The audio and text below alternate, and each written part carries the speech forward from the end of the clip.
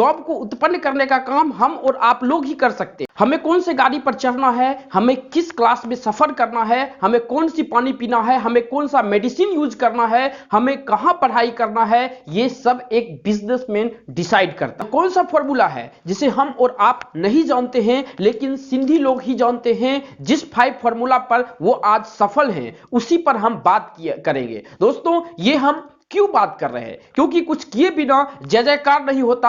आप भी जानते हैं जब भारत और पाकिस्तान का बंटवारा हुआ तो कुछ सिंधी लोग हमारे भारत में आए शरणार्थी बनकर, लेकिन दोस्तों वो शरणार्थी नहीं रहे, वो पुरुषार्थी की तरह काम किए और यहां पर अच्छे तरह से सफल हुए। आने के बाद उन्होंने ठेले लगाए, उसके बाद उन्होंने जूस का दुकान खोला, भंगार का काम किया, लेकिन किसी के सामने झुके नहीं। यहां तक कि महाराष्ट्र सरकार और भारत सरकार के सामने, गुजरात सरकार के सामने भी नहीं झुके। वो अपने दम पर अपना एम्पायर खड़ा किया और आज भारत सरकार का जो टैक्स जाता है, पूरे टैक्स का 17 से 18% सिर्फ सिंधी लोगों का ही जाता है। जब वो भारत आए तो यहां पर उनके पास भी गरीबी था, उन्हें भी संघर्ष करना पड़ा। दोस्तों जब वो भारत आए तो अपने बहू बेटी को मेहंदी का रंग लगाने के लिए नहीं बताया, जो कि 7 दिन में उतर जाता है। उन्होंने बहू बेटियों को मेहनत का रंग लगाने के लिए बताया, जो कि 70 साल तक चलता है। हमें कौन से गाड़ी पर चढ़ना है, हमें किस क्लास में सफर करना है, हमें कौन सी पानी पीना है, हमें कौन सा मेडिसिन यूज करना है, हमें कहां पढ़ाई करना है, ये सब एक बिजनेसमैन डिसाइड करता। सिंधी लोग जो थे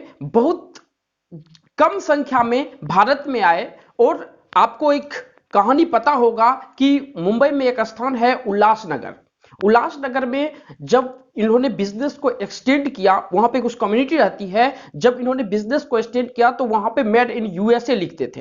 तो यूएसए की कंपनी संस्था ने उन पर एफआईआर दर्ज किया। एफआईआर दर्ज करने के बाद वो जाते हैं अपने ही कम्युनिटी के आदमी के साथ में, जो थे राम जेठ मलानी जी, वो भी एक सिंधी हैं। दोस्तों सिंधी की बहुत सी लाइनें हैं, जैसे लाल कृष्ण आडवाणी जी, यहाँ एक अभिनेता जो है रणवीर सिंह, ये सब भी जो है सिंधी हैं। यहाँ तक कि हीरा नंदिनी जो एक बहुत बड़ा रियल एस्टेट में नाम है, पिंपरी चिंचवड का नाम जानते होंगे आप, पुणे में है, वहां पर जो है बॉबी का काम करते थे, वो बेचते थे और वहां से आज इतना बड़ा एम्पायर खड़ा किया है। इसकी कहानी हम बताएंगे आपको। इसके बाद जब वो राम जेठमलानी उसका केस लड़ने लगे तो उन्होंने यूएसए का बदला यूनाइटेड स्टेट ऑफ अमेरिका नहीं बताया। वहां की जो संस्था था उल्लासनगर सिंधी एसोसिएशन के नाम से रजिस्टर्ड करके वो मेड इन यूएसए लिखा करते थे। वो तारीख 1 में ही जो है वो केस जीत गया। दोस्तों एक बात आपको बता देते हैं कि जनता का जो भविष्य होता है वो राजनेता निर्धारित करता है, लेकिन राजनेता का जो भविष्य होता है वो एक बिजनेसमैन निर्धारित कर। अब हम आते हैं टेक्निकल स्किल पर जो सिंधी लोग अपनाते हैं। Fear of competition. दोस्तों इनको कंपटीशन से थोड़ा भी डर नहीं लगता है। वो जानते हैं कि बिजनेस करना आसान नहीं है, बिजनेस मामूली चीज नहीं है। दोस्तों आप 30 दिन जॉब करते हैं, 30 दिन के बाद कोई टेंशन नहीं, जॉब पे जाओ, घर आओ और 30 दिन के बाद आपके अकाउंट में एक छोटा सा अमाउंट क्रेडिट होता है, इससे ही आप खुश रहते हैं। लेकिन एक बिजनेसमैन पूरा जिंदगी की कमाई अपने बिजनेस में लगा देता है। 1 साल तक हो सकता है वो निगेटिव में जाएगा, लेकिन दोस्तों अगर वो बिजनेस में सफल हो गया तो आप जो 40 साल वो काम करेंगे वो 1 साल में उतना पैसा कमा के रख सकता है। ये सिंधी लोग अच्छे तरह से जानते हैं। उनको कंपटीशन से डर नहीं लगता है, उन्हें अपने आप से कंपटीशन करना होता है और उसे वो अच्छे तरह से बेखूबी की तरह से समझते हैं कि जो लड़ेगा वही जीतेगा, और कंपटीशन से कंपीट करते हैं और आगे बढ़ते हैं। जो दोस्तों है फियर ऑफ लॉस, इन्हें लॉस का डर नहीं लगता, क्योंकि जब ये आए थे तो इनके पास कुछ था ही नहीं, उसके बाद इन्होंने बिजनेस स्टार्ट किया, तो इनको लॉस का कोई जरूरत ही नहीं है। लॉस नीचे जाएंगे तो कितना जाएंगे, इससे भी ज्यादा तो नीचे नहीं जा सकते हैं। जो अपना घर द्वार संपत्ति छोड़कर, अपनी जायदाद को छोड़कर यहां पर आकर शरणार्थी के रूप में रहे हैं, इससे तो नीचे नहीं जा सकते हैं। इसीलिए उनको डर नहीं लगता है और वो डरते ही नहीं है कि हमें बिजनेस में लॉस से जो है निगेटिव में चले जाएंगे। वो करते हैं, बार बार करते हैं, क्योंकि दोस्तों अगर आप किसान हैं तो एक फसल जो लगाते हैं वो फसल काटने में 3 से 6 महीने का टाइम लगता है। आप क्या सोचते हैं कि बिजनेस हम आज स्टार्ट किए और कल वो चलने लगेगा? कभी नहीं चलेगा। अगर आप ऐसा सोच रहे हैं तो आप जॉब कर लीजिए, आपके लिए बहुत अच्छा है। लेकिन बिजनेस सीखना है तो रिस्क लेना पड़ेगा, उसमें लॉस भी सहना पड़ेगा। जब आपको मुनाफा होगा तो मुनाफा भी उस लॉस से कहीं कई गुना ज्यादा होगा। जो है फियर ऑफ कस्टमर, कस्टमर चला जाएगा, इनको थोड़ा भी परवाह नहीं होता है, क्योंकि ये अपने प्रोडक्ट, अपने क्वालिटी के साथ में कंप्रोमाइज नहीं करते हैं। चाहे छोटा बिजनेस हो या बड़ा बिजनेस हो, अपने कस्टमर के साथ में ये कभी नहीं सोचते कि हमारा कस्टमर उसके पास चला गया है या उसका कस्टमर हमारे पास में चला आया है।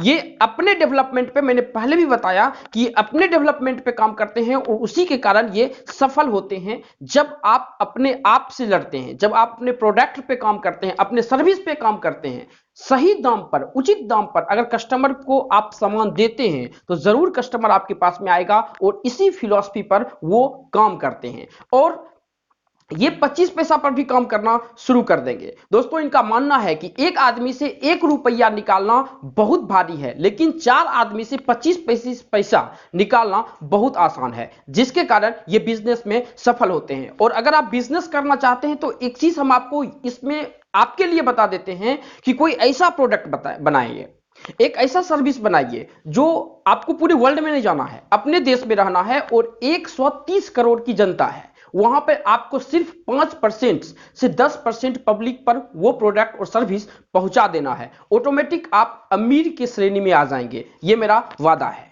चौथा जो है फियर ऑफ फेल्योर। दोस्तों, फेल होने का डर जो है वो सबको होता है, आपको भी होता है, इनको भी होता है, लेकिन ये उससे डरते नहीं है और डर के काम करना बंद नहीं करते हैं, क्योंकि डर जो है आदमी को जरूरी है, क्योंकि डर ही जो है आदमी को डिसिप्लिन में चलने के लिए सिखाता है, और उसे देखकर आपको रुक जाना ये आदमी को असफलता की ओर ले जाता है। और ये असफलता से घबराते नहीं है, गिरे फिर से उठेंगे, गिरे फिर से उठेंगे, लेकिन कभी भी उस काम को बंद नहीं करेंगे। दोस्तों, हमने पहले भी बताया कि अगर ये सब करना नहीं चाहते हैं तो नौकरी सही है कि 1 से 30 दिन का काम कीजिए और एक अमाउंट आपके अकाउंट में आ जाएगा। लेकिन अगर आप असफलता से डर गए तो फिर आपके लिए जॉब ही है। लेकिन अगर आप असफलता से नहीं डरे तो सफल होने के लिए आपको कोई नहीं रोक सकता है।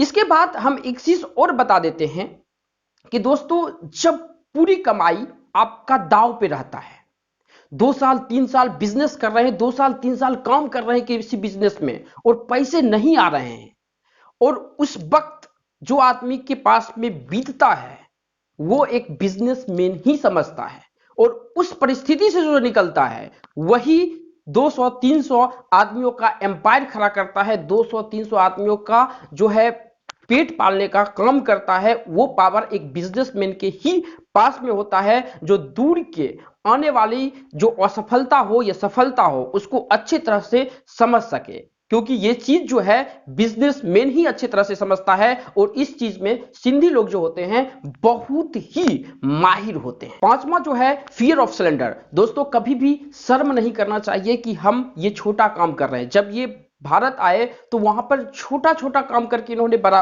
काम स्टार्ट किया। हमने आपको अभी भी थोड़ी देर पहले उदाहरण दिया था कि एक पिंपरी चिंचवड महानगर पालिका है पुणे में, जो कि एशिया में एक अच्छा स्थान रखता है। वहां पर कुछ सिंधी आए थे जो कि बॉबी बेचते थे, और आज वो बहुत बड़े बड़े बिल्डिंग्स बनाते हैं और जो गरीबों को देते हैं, वहां पर कंट्रीब्यूशन होता है गरीबों को, और वो उसमें अच्छा पैसा कमाते हैं।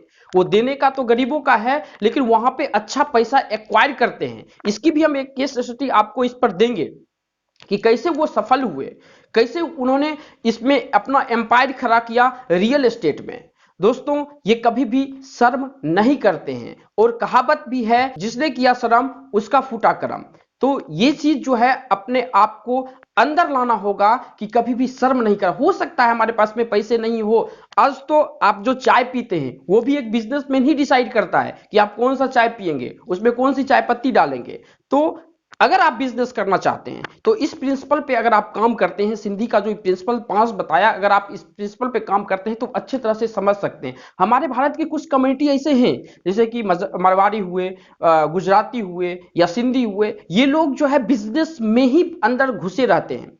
इनसे ही हमें कुछ सीखना है और भारत को एक अच्छा देश बनाने का काम करना है। क्योंकि देखिए दोस्तों, जॉब उत्पन्न नहीं हो सकता, जॉब को उत्पन्न करने का काम हम और आप लोग ही कर सकते हैं। जो छोटा काम कर किया है वही कल के डेट में बड़ा काम करेगा। एक बार आप बहुत बड़ा एम्पायर खड़ा नहीं कर सकते, ये हम लिख के देते हैं। छोटा एम्पायर खड़ा कीजिए और उसी को धीरे धीरे धीरे धीरे सीख कर जो है बड़ा करना है, और इसमें हम आपका साथ जरूर देंगे। अगर ऐसा ही वीडियो देखना चाहते हैं तो इस चैनल को सब्सक्राइब कर लीजिए, और हम इसको कंक्लूजन करके बताते हैं कि इसमें हमें किस किस बातों पर ध्यान रखना बहुत जरूरी होता है। पहला है, दूसरे को मदद करें लेकिन क्या कर रहे हो वो किसी को ना बताएं। धंधे में बड़ा कमाने के लिए कुछ सोचो। पैसा कमाने के लिए कई रास्ते आपको चुनना पड़ेगा, लेकिन अपने ग्राहक के साथ कभी भी धोखा ना करें। और उसके बाद घमंड छोड़ दें, काम पर ध्यान दें, खर्चे कम करें लेकिन सस्ते दाम पर सामान बेचने का काम करें। ये आपको सफलता में बहुत आगे लेकर जाएगा अगर इस सब चीजों पर आपने काम किया। दोस्तों, वीडियो कैसे लगा? इस चैनल को अगर आपने सब्सक्राइब नहीं किया तो सब्सक्राइब कर लीजिए। हम बिजनेस की बातें हर वक्त हर दिन आपके लिए लेकर आ रहे हैं। धन्यवाद।